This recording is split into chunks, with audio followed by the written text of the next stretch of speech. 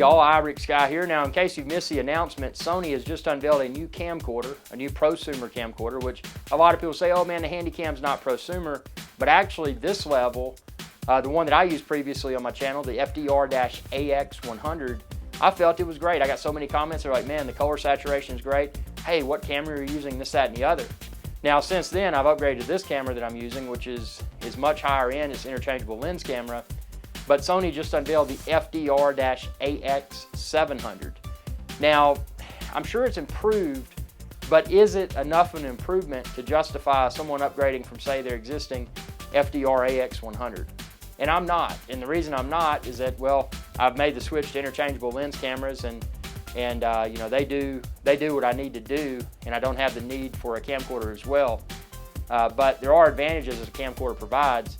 And the main advantage, you know, is that you don't have, like with this Sony Alpha that I'm using right now, interchangeable lens camera, I've got a hard stop at 29 minutes of filming continuous 4K video.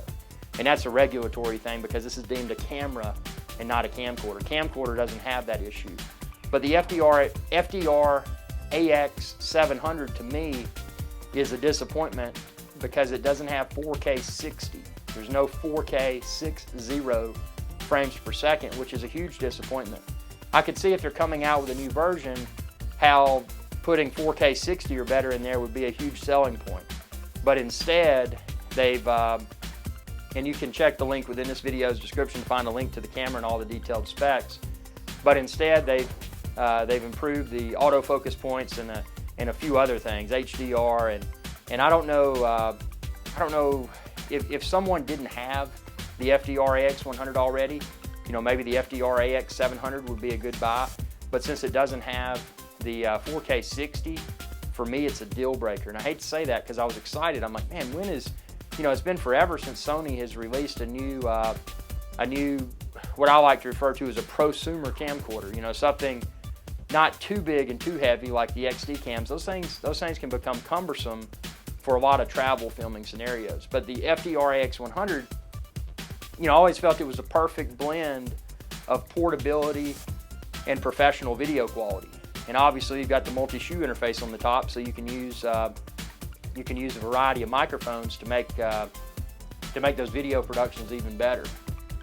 But yeah, I don't know. I'm kind of confused. You know, why did they not put 4K 60 in there? And better yet, when we see the next version of the next versions of the Sony interchangeable lens cameras, is going to be the A7R3 and the A7S3. Are they going to be able to do 4K 60? You know, it's kind of got me nervous there because there is an advantage, and people are like, man, well, what's the frames per second really matter? You know, 4K 30 is fine. It's future-proofed enough for me. Why would I need 4K 60?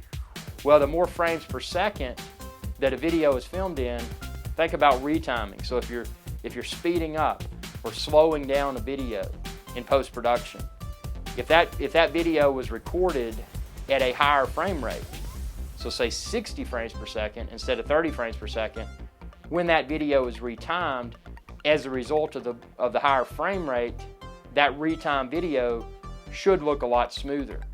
So there's huge advantages to that greater frame rate. So it's not, is it necessary to have 4K 60? It's not. But if 4K 60 can be available, why not pack it in there? So I'm really stumped as to why they didn't pack it in there. Maybe they're coming out with something else, a different tier of camera. I know in some of their higher end, super expensive XD cams, you know, they've got the 4K 60, but why didn't they just put it in the FDR-AX700? Tell me what you think. I was anxiously awaiting the next version of the AX100. It finally hit, but I don't know, I'm bummed because it doesn't have 4K 60. Is that a deal breaker for y'all? Do you think Sony may, is there a possibility maybe with a firmware update that possibly they could bring 4K 60 to the table? I don't know, tell me what you think and be sure to subscribe, youtube.com/iRickSky. Y'all have a good day. Hey y'all, iRickSky here. If you enjoyed this video, please be sure to subscribe, like, and share. It's viewers like you that enable my channel to continue to grow. Thank you.